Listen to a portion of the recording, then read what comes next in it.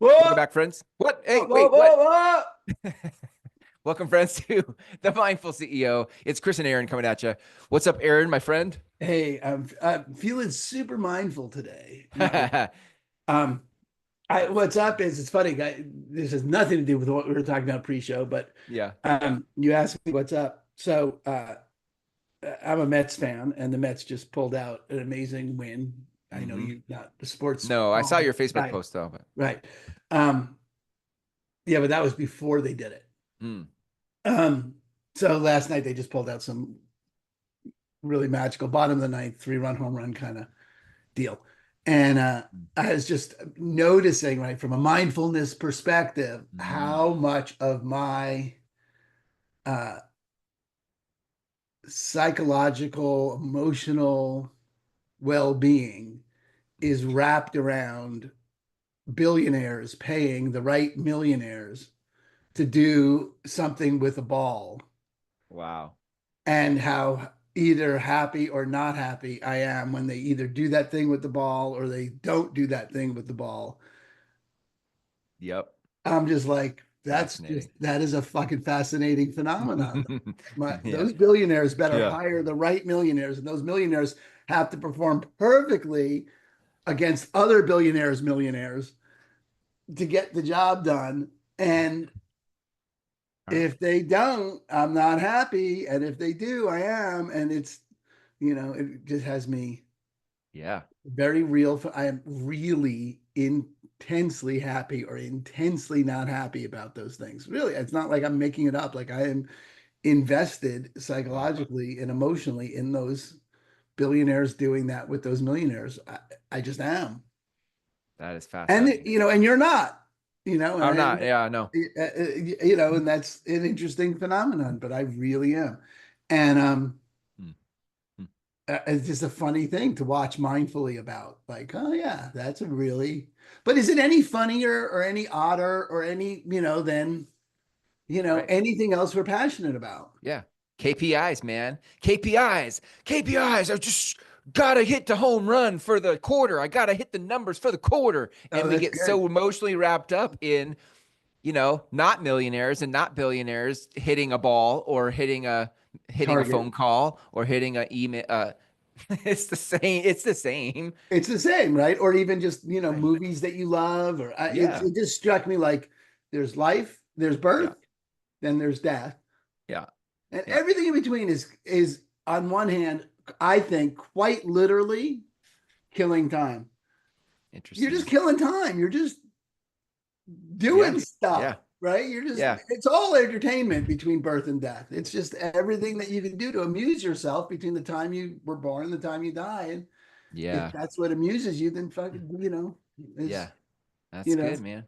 do what you like. Did you watch Um, Ted Lasso? I can't remember. yeah, Did you yeah, watch I'm it? big So Ted Lasso. I think it was like season 1 or 2, and Juno Temple was talking to Roy Kent, and he's always, I'm Roy Kent. Right. She's like, I am Roy Kent. I get paid millions of dollars to play a game. It's like, what are you so upset about? Right. Yeah, it's Yeah, so and funny. it's interesting because and from the perspective of the millionaires, right, the people that are playing the game, Yeah, um, and they're not all millionaires. Just I sure. mean, on one, if you do a deep dive into that subgroup of human Mm, beings with which I have a psychological bond, um, they're not millionaires, right? I mean, the upper echelon, are skew the average right, right. greatly. And the average NFL player plays for 3 years. Wow. You know, Mm, that's amazing. It means a lot pay for less. mm, Um, mm. and I mean, the league minimum is somewhere around 1 million a year. Huh. But that's it. Then they're done in 3 years. Now they're 21, they're 24, and they have Right. literally spent their entire life, that first 24 years, at some high proportion of that life, mastering this one particular skill, this Mm, one thing to do with this one ball in a particular way. mm.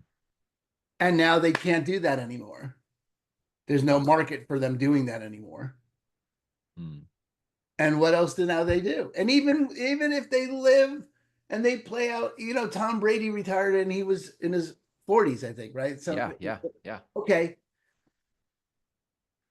and he's the top of the top of the top. There's no one, I mean, that's by far outlier land, right? You can't get Yeah. further outlier than Tom Yes. Brady. Um, Hmm. but what do you do when you're Now 42? what? Now Yeah. what? You got 40 more years of your life, and Ooh. what are you talking about? So we Yeah, dude. tend to not really think about Hmm. what just to approach it all. I was just laughing from a mindful perspective of how wrapped up in it I am. But Yeah, even mindfully just examining, okay, what is yeah, actually happening here, and yeah. the Right. skill set of these people. And I've always Mm, felt like mm, it's there's often been times where there's an argument. This was certainly the case in Seattle when the Sonics were leaving, mm. that sports is not a good use of county or city resources or state resources, that it's, not, and that it's, better, and it should be given to educate, as if there was a limited pie and you could only do it. And I do think obviously education is grossly underfunded, and Right. Yeah. the way we divide the pie is absurd. Yeah. But to pit sports against art, Yeah. which is often like a conversation, like to pit sports and the power of local sports to build a community and what it provides for people, and that those actual human beings that are doing that thing with that ball Hmm. are fucking artists. They're just incredible. They've dedicated, Yeah. not donated, dedicated an enormous amount of energy to getting really good at that thing, and worth watching and worth paying. I mean, if you can make the money doing it, if there's if the money's being offered, Right. take it. Anyway, Well, you yeah, asked me how no. I'm doing, and the Uh, Mets won a really big I, game, and I'm psychologically happy.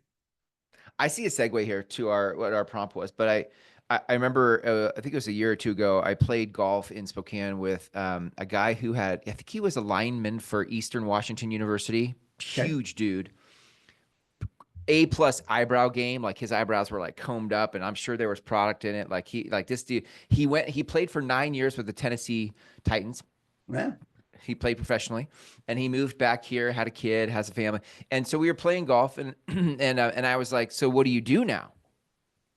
Because to your point, right? Like you play for X amount of years, and then you're done, and then what? And so I said, what do you do? And he's like, this, as if like what I felt like I heard was, um, I don't know. I'm just trying to buy my time and do shit. That sounds like I want to do it. I'm going to go play golf here and I'm going to smoke my cigar and I'm going to go over there. I'm going to do that. But it didn't sound like a cottywomple. Mm-hmm. It didn't sound like a vague destination with a purposeful manner. It kind of felt like a lack of, magical or positive thinking. Oh, Like, here we go. There's the segue, ladies and gentlemen. that's the segue. That's the prompt. Yeah. So I mean, like it's so, and I think when your identity as a CEO, your identity as a whoever you are, is wrapped up in a particular thing, and that thing is over, then I can't think of a more important time to have a mindful thought process for what am I creating, or just how am I relating to my existence. I mean, so this is where I think positive thinking can get kind of swirly. It's Mm. like you put yourself in the void too far, and it's like, damn, nothing has meaning anymore. So what does it matter? Like positive thinking from a personal development standpoint is like, I'm gonna go get it. But then if you go too far into the mindfulness where everything's made up and who cares, we're just killing time, then what does it matter if I think positive, or what does it think if I do affirmations? I don't know. Well, I've been in okay, different spaces like that. great. There's a ton there. Oh my God, we got to take all that apart. There's so much in there. That's good. It's good. It's good. I mean, it gets down. There's a lot of, it's empty and meaningless, and it's empty and meaningless, and it's empty and meaningless in that too. That Yeah. you really do have to see if you get, when you said too far into mindfulness, Yeah. and then what does it matter? You're adding what does it matter? Yeah. It doesn't occur like you're adding what does it matter. Right. it occurs like that's just what's there if you get to nothing. And no, that's not what's there. When you get to neutrality, Yeah, when you get in, if you're whatever you would call too into mindfulness, like you're actually at neutrality, which I think is the equivalent of nothing in this case, sure. and you're at nothing, that kind of resigned, what does it matter? Yeah, You're bringing that. That's not there yeah, in the neutrality. That's no longer the neutrality. That's not the, it is a possible outcome of the neutrality. It's a possible thing to add. You could add that, right. but it's not inherent in the neutrality. It's not inherent in the nothing. In the It's nothing, not neutral. it's It's not literally not neutral. neutral. Yeah, It's not neutral. So in the nothing, if you really got, if you, in practicing mindfulness and practicing that space of neutrality, you get sensitive to, and this is, oh, it's funny because this is exactly what I was writing about yesterday for the blog post, and which you can read on Inman and Bam if you're interested. Um, is uh, the Shakespeare quote, nothing is, Shakespeare has Hamlet say, nothing is, there is nothing that is either good nor bad, but thinking makes it so. mm. Mm, mm. Yeah, I love that. And, I mean, Shakespeare for the win. I mean, there's just no, we could just riff on Shakespeare because Jesus, talk, but that's a thing. Nothing is either good nor bad, but thinking make it so. Things are just, Mm, things are right. just the way they are. Hmm. So Right. if you're in that, and that's the space of mindfulness that I would call mindfulness, that's the space that I would call, having been going deep into mindfulness, is deep into this is how this is, Yeah. and it's not Right. how it's not. Yeah. And now what? Yep. Right? I like So that. Except, mhm, except in the culture of, in the culture of, uh, I don't want to say mindfulness, but in the culture of whatever this thing is, that this enlightened community that mhm, seeks altered states of whatever's, Burning Man and squirrel, what do I call them? Squirrel suits. When you jump off, your base jump off a rock and you fly down with your little like suit on. Did I tell you that book years ago called Stealing Fire? I think I mentioned this to you a while back, but maybe, but I love how you have Burning Man and base jumping as the same crowd. It's good the book because was I don't called. know. I'm not doing either, so I have no idea. Me neither. We're the The same book was crowd in that I don't do either. it was the book was called Stealing Fire, and it was about how people will try to. It was from like some Greek story back in the day, but it was like, how do you people trying to get to an altered state, but Uh-huh. then you're in the altered state, and this could be meditation. As an altered state, you get to the altered state, and then coming back to reality in air quotes doesn't Mhm. satisfy anymore, and so you're constantly trying to steal fire from heaven, steal fire from the other world to make the meaning of your life to feel Mhm. something. And then you come back to the neutral, and the neutral doesn't satisfy, and so you're going back to steal fire because, Uh-huh.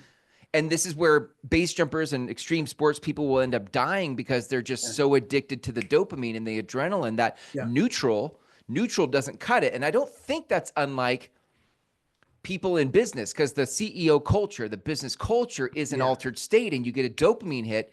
And if you go too far into mindfulness, I don't know who I am anymore without the dopamine hit. So what's the point? Okay, but that's referenced against the dopamine hit being a Yeah, standard of some kind I got versus it. the neutrality being the Yeah, standard of the nothingness of it. So right. there is no, so uh, there's no too far into my I get it. I know. I'm with you. I argument, understand. right? I There's understand. just getting present to life.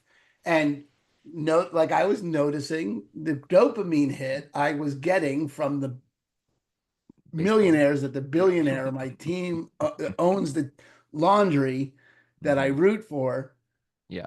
right? Again, and there you go. That's Right. the adrenaline. That's why I watch sports because I get that adrenaline hit. Mostly I just get beat down and disappointed. But those moments of high, right? Yeah. We could have a whole thing about that, about being a Met fan. But uh that momentary rush, I can it's not that I'm denying the validity or the accuracy of that dopamine rush. I get it from that. I don't get it from jumping Base off. jumping. Yeah, I'm not gonna. I don't. I don't need that dopamine hit. Right. Uh, but the ability to come back to look. I mean, if you're going to play the game of life, looking for the next high, right, which is a choice, totally a choice, right, and you're going to do one business acquisition after another, or one bet KPI, KPI, or you're going to be a one more funnel. gambler, or you're You're, going to be, yeah, going from one relationship to the next, or you're going to be, yeah. whatever it is that you need the next rush. That's a grass is always greener. This isn't it. Yes, but Phenomenal. Mindfulness. Aaron, you are one funnel away. You're only one funnel Yes. away. I know. I know. I know. I know. And you look at my background and you don't see any $1 million circles. We have But to make some fake ones of those. That would be awesome. yeah, some two comma club, Some some two comma club signs. awards. Yeah. Um, yeah, not say anything about them, but just have them in the background like they're real. Yeah. Um, I love that. yes, but that's a life. Yeah. That's a life, and look. I mean, on one hand, Chris, I think that really does define or create edges of what we're calling hustle culture. Is that you're one way to be in the hustle culture is to be addicted to the dopamine rush of the next, and it could be the next item you check off your checklist, and it could be the next business you acquire, or it could be the next million you make, or it could be the next funnel you create, or it could be, Yeah. but it's not, can you achieve satisfaction Mm. Mm-hmm. Mm. sitting on your porch drinking a cup of coffee Mm-hmm. and have that be sufficient and watching the butterfly land? And I know I'm getting, romantic about it, but Oh yeah. that's, that's what mindfulness provides, is that ability to go, wait a minute, you know what, that's chasing something. This is settling into the moment, right? And watching the moment, because that chasing something is never going to be sufficient, because there's only the next thing that I need to chase. And this is always here and could be sufficient. For me, that's the value of mindfulness. And still none of this is, we bypassed the prompt completely. Yeah, it's all right. No, it's lurking in the background. I see it. I see it You see it? that in the background. Yeah. Okay. But I think, yeah. Yeah. So you said that, that that, so what? Like, okay, it doesn't matter. That for me was the conclusion I got when, this morning when I was noticing my relationship to the sporting game, Yeah. The sports ball, was, it's all just entertainment. It's between Right. birth and death. It's just all entertainment. And if you want to chase the next high and base jump or buy businesses, fucking God bless you, man. You go for it. And it completely, Well, your call. I feel like there's something in here that feels important to me in this conversation, which is, we just talk about the mental health of CEOs, the mental health of, in Ted Lasso, to bring it up, they had a moment where they got to actually bring to the forefront the mental health of athletes, the mental health of, so there is when it doesn't occur as a choice and just going for the next dopamine hit, and my identity is connected to positive thinking. Who I am is a positive thinker. And so when I have something that isn't positive, or when I have something that challenges my identity, like I think I mentioned here, maybe I haven't, I'm in the process of having a divorce. Like, that really challenged my identity, because the game I had been playing, the sports game, trying to bring your thing into it, the game I had been playing was called family man, good husband, loyal partner, all the things. And now that that's not part of the story, I'm in limbo. I'm in a space where I'm not neutral. I'm trying to get neutral. But in the trying to get neutral, there are moments where you're like, wait, what? Wait, what? So how do I do this thing now? And I think in business, the business culture, there's so much identity from trying to get somewhere that when it doesn't go your way, you make it mean something. When it falls apart, you make it mean something. And so it's hard to get to, I feel like we use positive thinking not to get to neutral. We use positive thinking to try to keep us in the dopamine game. Yeah. Well, You know what I mean? positive thinking is clearly not neutral. Well, yeah, I guess there you go. Cause it's positive, not It's negative. It's positive. It's positive. Yeah. just, it's positive thinking, and Huh. it's in uh, contrast to negative thinking. I mean, Yeah. it shows up like I have a choice between being positive and being negative, and that's the choice. And certainly positive is better than negative, and I'm going to choose to be positive, and then we could have a whole conversation. So we could do 3 episodes here, Chris, because really I don't know that we're going to get to the magical thinking part, but um, there's the positive magical thinking conversation to have, and then there's the difference between positive and negative, and then the opportunity or the way we relate to positive thinking is I'm going to get a gratitude journal and I'm going to write down I'm grateful for my wife, my car, and my dog, Yep. and I'm going to write that down enough, and that's going to make me a positive person. Right. If I just write down in my journal things I'm grateful for, Right. and all that bullshit that comes with that, right? That's been my dragon now for a while, is the gratitude industry, the Mm-hmm. $1 billion a year gratitude industry, Yeah. like Yeah. industrial Yeah. No, but military that's a complex. great example. That's a great no, that's perfectly holds the friction that I feel like Yeah, I'm it's speaking to. positive, negative. Yeah, like if I Yeah, just am positive enough, yeah, it's right. So let me just finish. So yeah, I think that's a false dichotomy. I think uh, that's like saying that for me is akin to what you were saying, that when you get to deep into mindfulness and you get nothing, you get what's the point? Like yeah. there's a blind spot, a hidden aspect of that that's not really talked about, and that's Mm, there's a space between positive and negative mm, called neutral.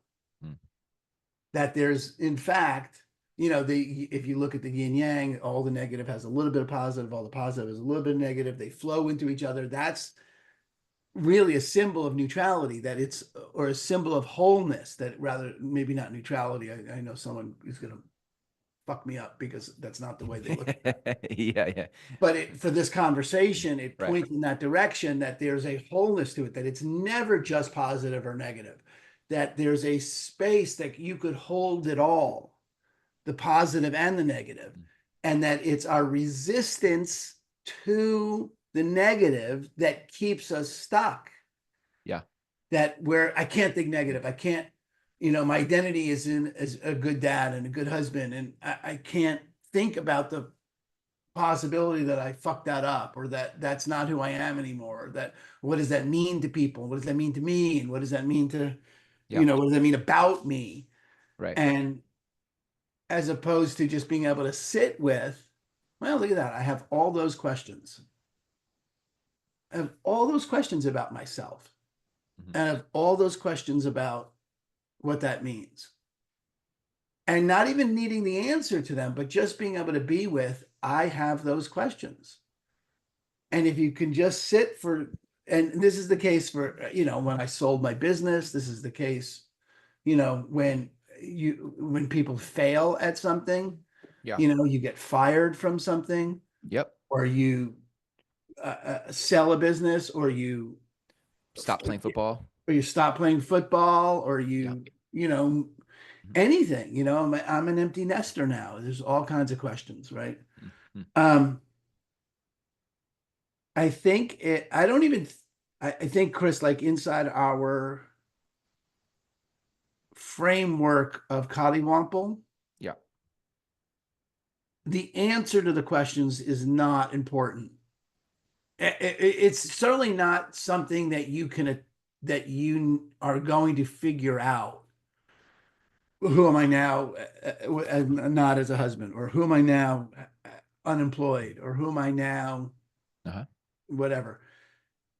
The point's not the answer. Mm. The point is, can you sit with the question and have, Mm. there be a authentic accept, and inside that question, when a business goes into bankruptcy, or even a huge success, you sell your business and now you've got, the $1 million in a bank, whatever you got, right? Like all of that. Right. Whether can you just now, with objectivity, with space and distance, just look at the question and go, okay, well, who am I now? And what does this mean about me? Oh, it means I'm a really smart businessman and I'm brilliant and everyone should fucking believe in me. That's going to be a fucking problem. I swear to God, you could see that play out all the time when someone thinks that they're smart Mm. and that they've figured something out. That happens all the time, right? People, or the opposite, like, oh, it means I'm a piece of shit, I'm a failure, Right. okay, all that as well. Like that whole, you don't, not only is there no need to rush toward positivity and no rush to avoid negativity, Mm. there's an opportunity to slow down and wonder, inquire, check out what's in the middle there, Yeah. with both spaces. Yin yang would be with both spaces, and Yeah. my model is just in between them, like that neutral, cars in neutral. And then from neutral, and that, you could choose to go forward, Right. right? Yeah. Um, and we've talked about that, right? You don't go from reverse to forward Right. without going into neutral. Um, Right. I don't know. Yeah. No, I think what I hear in that just is um if you don't get to neutral, then, and what you're constantly chasing is a dopamine hit, then you're not really it's not really autonomy. It's more like a machinery. It's like, this is how you, this is your success strategy for how you get things done in life. And you're not really having a say. It's just sort of how you started doing it and you're still doing it. But if you can get to neutral, then you could actually make a choice that you might actually want to make Yeah. versus just doing what you've always done. Yeah. And And I then, don't even know yeah, that it's chasing the dopamine hit, and it could be, for sure. okay. It is, it fits that context, but it also fits the context of searching for the answer, Oh, sure. Good. Yeah, right? Like I I like that. need to have this figured out. Anything you're trying to figure out, I need to get the answer. Then I'll know what to do next with my life. Then I'll know if I should take this job, or if I should make this move, or if I should do. Once I have the answer, those answers aren't coming. I mean, what the fuck? When has there's been no answer that's come.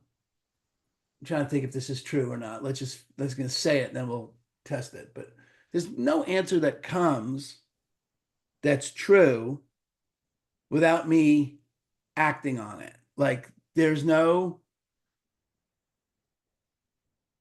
never been the right answer until I acted on it and proved it right. Or the other way to look at it is probably there's never been a wrong answer because I've always acted on whatever answer I had, and then you just make that answer right. Mm. I don't think there's a whole fucking lot in that. Um, you know what I mean? Like looking for the answer, Yeah. like somehow there's an answer there. Like what should my wife does this when we go out to eat. Like, what should I eat? What should I order? Like, there's a right fucking answer to that question. Like, Right. it's lunch. You're gonna have another one. Just fucking pick something so I can eat. Yeah. Um, but I think life's like that. Like, you're gonna Mm. have another swing at this. How are you gonna get this wrong? How are you gonna get whatever choice you make wrong? How is it even possible Mm. that it's the wrong choice? Yeah. Explain it to me. Like I'm five. Like, how do you make the wrong choice in life? Mm. You make the choice you make, and then you get whatever lesson there was to get out of that, or you get the lesson and the reward, because there's both. and you then make the next choice. I don't know. I just don't. But I do think being wrapped around the axle of I got to get the answer. I got to get this right. I need the next dopamine hit. I need the next thing that makes me feel good. Um, Yeah. you know, Yeah.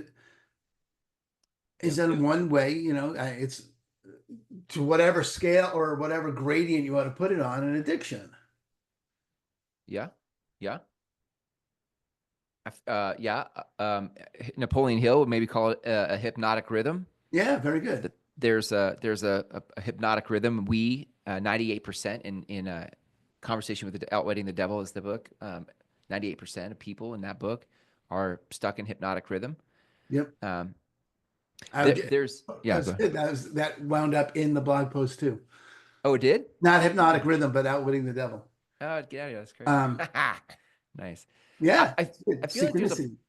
yeah, man. There's a part of that's like not it's not practical. Like I hear it's you can have these conversations to be like, oh, mindfulness, like you get to neutral and this is great and sit in the question. You're like, I can't sit in the question because I got to go to work and do these things where and so I think what came up in my head in the last minute was when you talk about in the 60s, if you were running, people would think you were being chased because there was no context for running for health.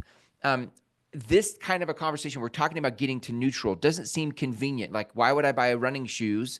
I'm not, nobody's chasing me. Like, why would I get to neutral? I I got got something work to say to about go that. do. And Yes. I kind of feel like we're out sort of exploring a space that has not been culturally agreed upon yet. Yes. Very good. Yeah. Um, I think but that's that right.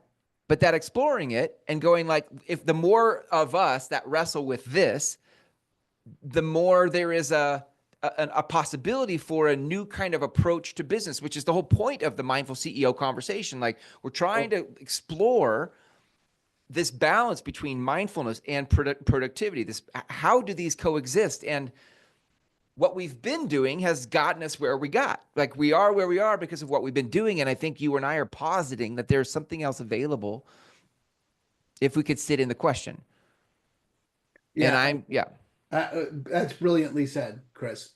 That there's not been a cultural alignment that getting to neutral is of significant enough value to make it work. And yet there's a mounting body of evidence that it is, like scientific evidence, proven evidence, people's effectiveness goes up if they take a nap during the day, that kind of, you know, thing. One expression of it. And then obviously the scientific evidence regarding mindfulness, we've yeah, talked about endlessly. And all that is really is, you're talking, you're not, again, culturally, it is agreed that it looks like selling your belongings and moving to fucking India yeah, to be mindful. For the people, the mass conversation about it is the same as if I was going to lift weights, it would be because I want to look like Arnold Schwarzenegger. right, It's not yet elevated to the point where, there's a hot yoga studio in every corner that right, 50-year-old, 40-year-old moms do and guys do on the way back from work, and they spend, an hour a week doing it, and it's normal. It's not considered right. outside the norm anymore. That's pretty standard for, I don't know, most American cities. I don't even know that that's true, um, but certainly for enough people, it's become normalized. And sitting for 10 minutes a day, just to actually watch the breath for 10 minutes a day is not normalized. It does not occur for people. Like, that's the opportunity to get, what Right. Dan Harris calls behind the waterfall. Like, you're able to Mm, watch the thoughts. mm, Like, mhm. I was able to see last night, like, oh, look at this. I am very happy that that billionaire hired those millionaires, that my personal psyche is wrapped around, and it Yeah, really is. It's wrapped around that's that. great. Yeah. I don't have any. I was. It wasn't like I was faking happiness. I was fucking happy. I still am. Still really fucking happy. And then tomorrow when they play again, I'm gonna be really fucking nervous. Um, Yeah. and Nice. and that's my base jumping. That for me is base jumping. Yeah, Being, right. you know, Yeah. That's where I get that kick. Um, Hmm. And it's your choice that you're oh, choosing that. I was looking at that. That's an interesting thing. Is it my choice? Okay, obviously, yes, but equally obviously,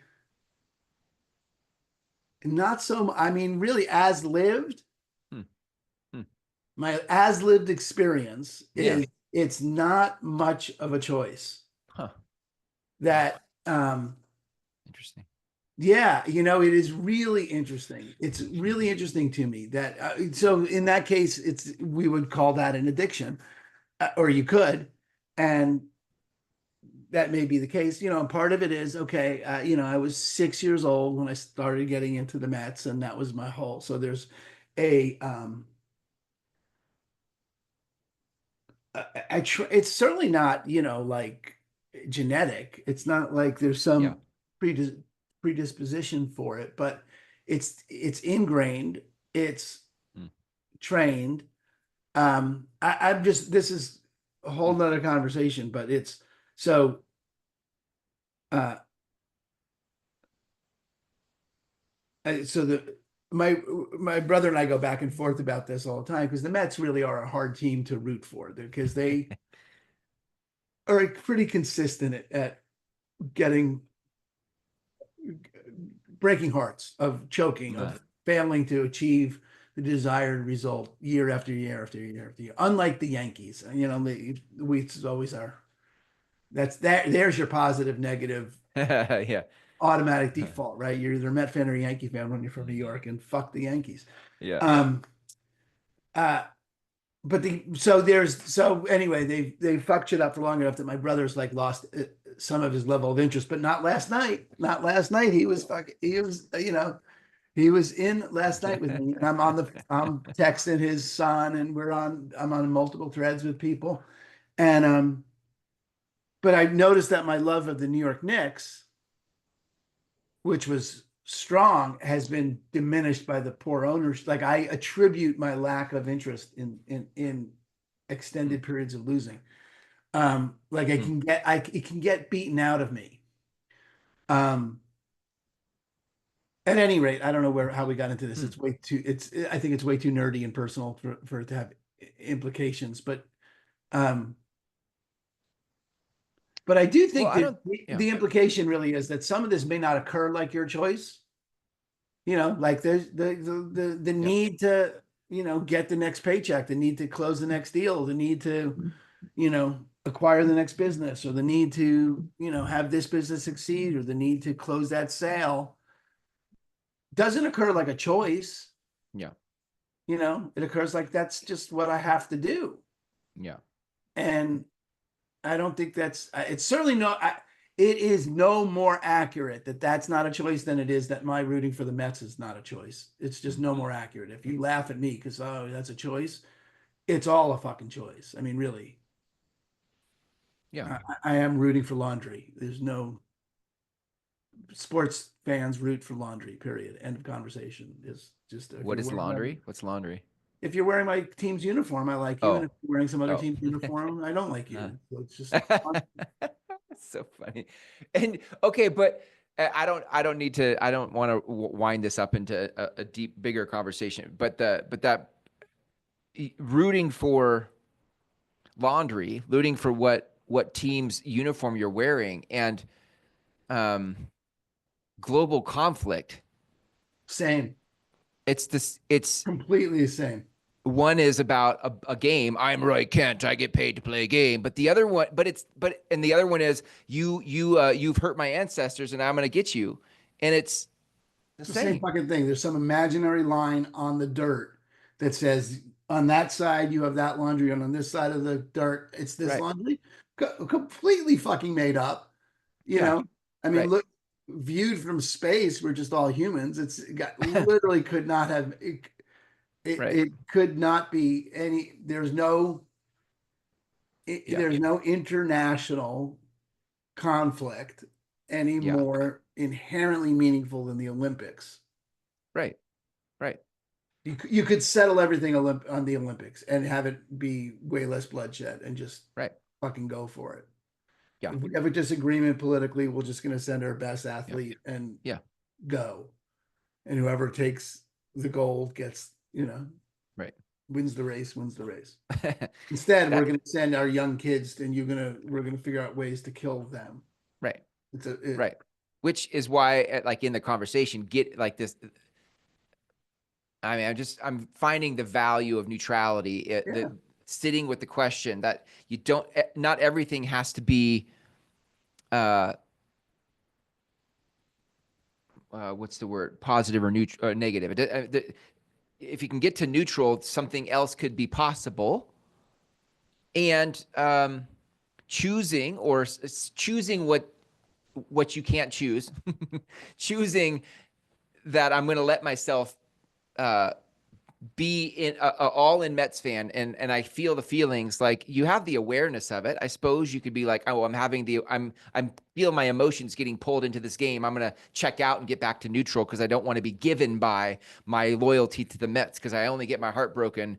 And you could withdraw yourself from that choice, or you could just ride that steel fire and ride that altered state of heartbreak down the ninth inning and let yourself but at least you're choosing it because you're yeah. aware of it. Totally. I could have shut the TV off anytime and just gone out and sat in the But house. other people who aren't at neutral, who are given by the conflict they're given by the circumstance, don't have the choice because they don't have the experience of getting to neutral. They're only ever given by the stimulus that's put upon them, and then they react. Totally. And I feel like neutrality, like I'm kind of thinking of a name for this title, like, can you sit with the question? If you can sit with the question, you can actually start to make a choice, which I love that. See, can you sit with the question? Because that's, again, as opposed to getting to an answer, can you yeah, just sit with the question yeah, right, and see what shows up? And there'll be answers on both sides that show up.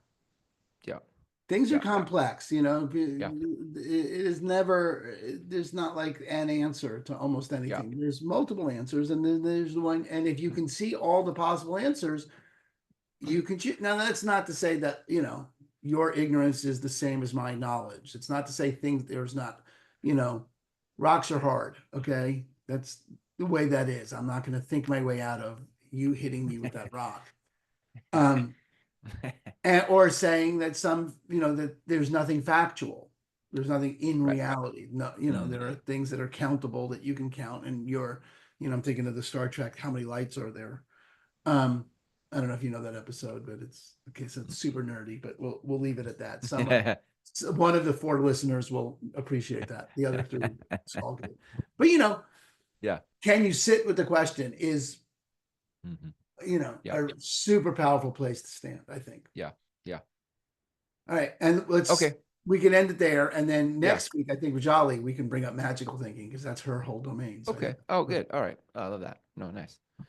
All right. All right, friends. Those of you listening, wow. I mean, if you hung out with us for the, I mean, kudos to you. Like, way to sit in the question. right. That is Yeah, kudos that to was a big you. collywomple. Yeah. Yeah. Give us a review. Review. Yeah. Yeah, Help us out. Share the show. sit with Give the us a review review. question. Sit with the review, and then hit 5 stars because it all doesn't matter. It's all entertainment anyway. It's right. That's right. It's like whose line is it anyway, where the points are made up and doesn't matter. Doesn't matter, but 5 stars is better than one. Go on. That's right. All right, Aaron. All right, dude. Next week. Anything else? Okay. That's all Thanks I for the got. time today. Love you, brother. See you next time.